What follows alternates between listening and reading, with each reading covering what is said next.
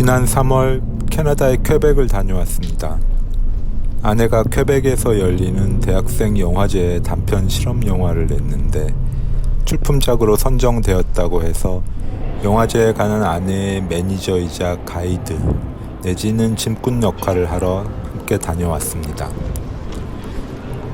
오랜만에 인천공항에서 출국을 하게 되었는데 그 출국하던 당시에 미국과 이란의 전쟁이 막 일어난 탓인지 사람이 그렇게 많지는 않았습니다. 북미 대륙은 몇 년 전에 시애틀에 여행을 다녀온 것이 처음이자 마지막이었는데 이렇게 급하게 다시 캐나다로 가게 될 줄은 몰랐습니다.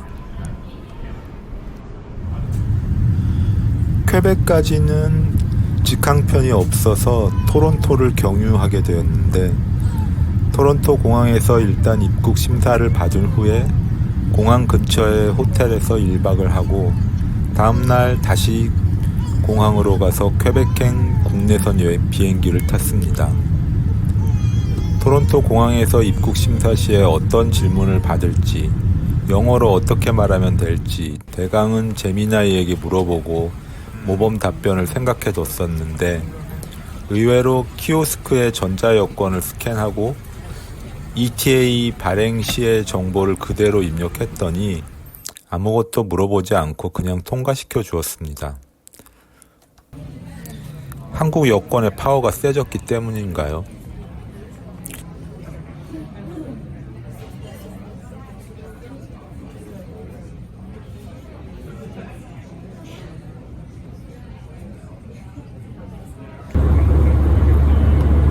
퀘벡시는 캐나다의 동남부에 위치한 도시로서 퀘벡주의 주도입니다. 우리나라에서는 드라마 도깨비의 촬영 장소로 유명해진 곳이죠. 아내는 어렸을 때부터 퀘벡시에 대해서 자기도 모르게 친근감을 가지고 있었다고 하는데 참 이런 인연이 있었던 인연 때문이었을까요?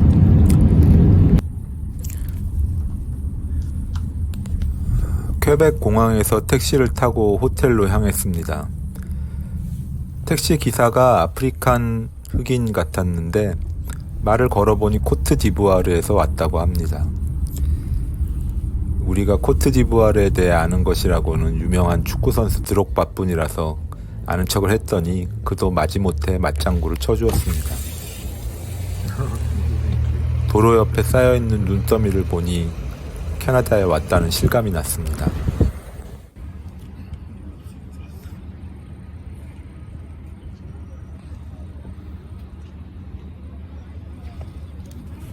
오전에 호텔에 도착해서 체크인을 하기에는 시간이 너무 일렀기 때문에 올드 퀘벡 시티에서 제일 유명한 관광 스팟을 구경하러 갔습니다.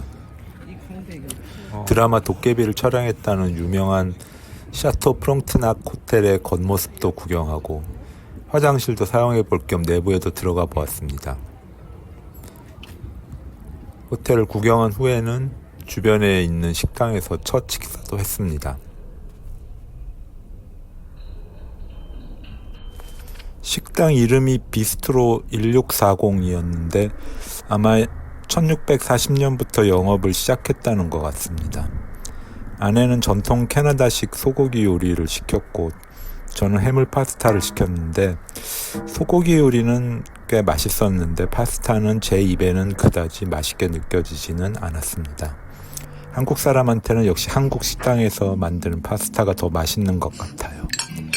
식사가 끝나고 셰프로 보이는 여성이 와서 어땠냐고 물어보고 디저트를 권해서 디저트도 맛있게 잘 먹었습니다. 퀘벡시티의 힐튼 호텔에서 묵었었는데 창문 밖으로 보이는 퀘벡시티의 야경은 정말 아름다웠습니다. 마치 동화 속에 들어와 있는 것 같았습니다.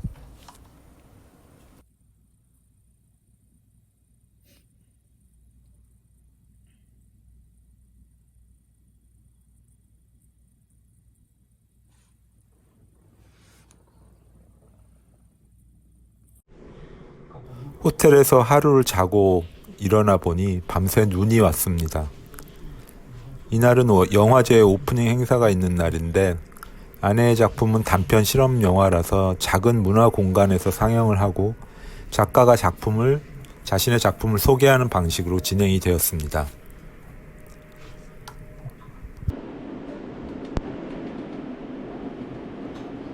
퀘벡은 과거 프랑스인들이 살던 지역이었기 때문에 주로 프랑스어를 사용하기는 해도 사람들이 기본적으로 영어를 구사하기 때문에 의사소통은 가능하지만 공식적인 자리라서 한국분이 프랑스어 통역을 해주었습니다.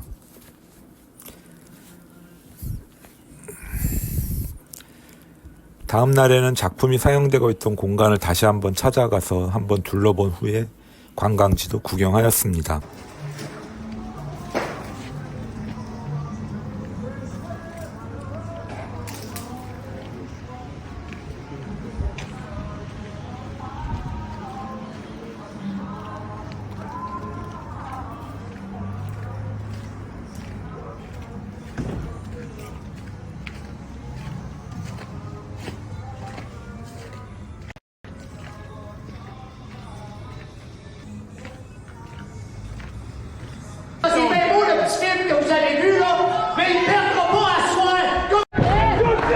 레슬러지.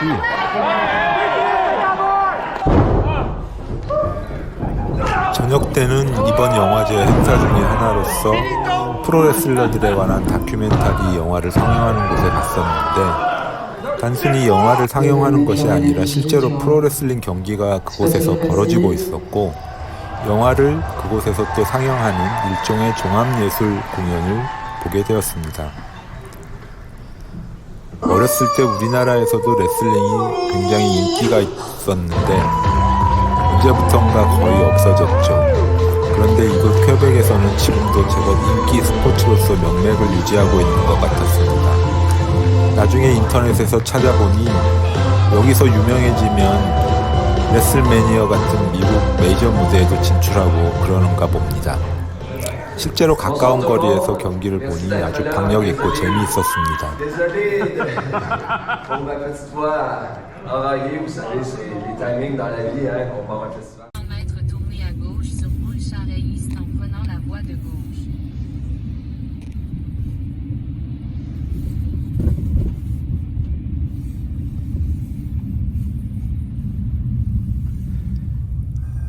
토론토를 경유해서 왕복하는 일정이었기 때문에 정작 퀘벡에서는 4일간의 짧은 일정이었는데 짧은 기간이었지만 많은 사람들을 만났고 또 여러 가지 재밌는 경험도 많이 하였습니다.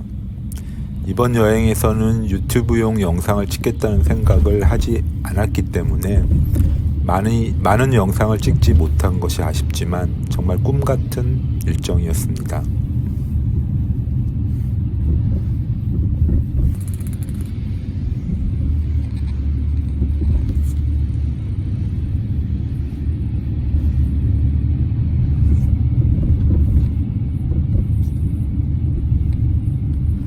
돌아오는 날 공항으로 향하는 택시에서 보는 눈 오는 퀘벡의 풍경을 보면 그때 정말 어떻게 저길 다녀온 건지 신기하게 느껴집니다.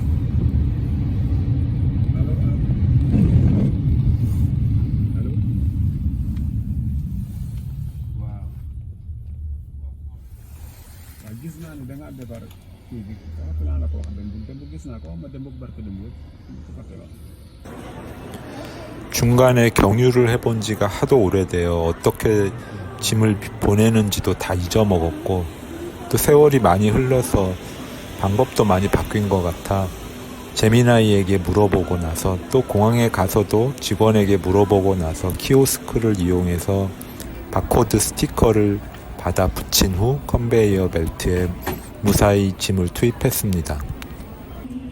항상 이코노미석만 탔었기 때문에 공항 라운지를 갈 일이 거의 없었는데 이번에는 경유를 하기 때문에 티켓을 구입할 때 라운지 이용권도 같이 구입해서 토론토 공항의 메이플 라운지도 이용해 보았습니다.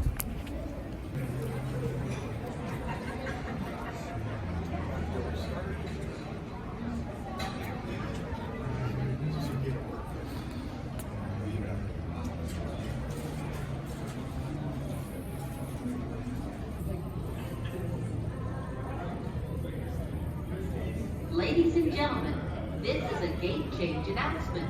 Air Canada, Flight 61.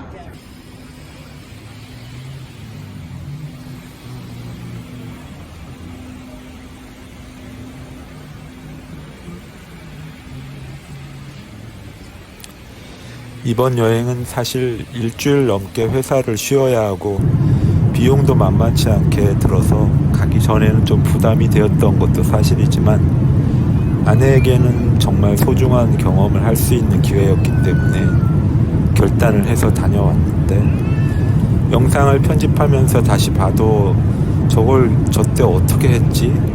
하며 스스로 대견한 마음이 들기도 합니다. 인천에서 토론토까지 13시간 정도 걸리는 비행은 정말 힘들었었고 또 아내는 다녀오고 나서 시차 때문에 한동안 고생을 했는데 그래도 다녀오길 정말 잘했다는 생각이 듭니다. 언제 또 저곳에 갈 수 있을까요?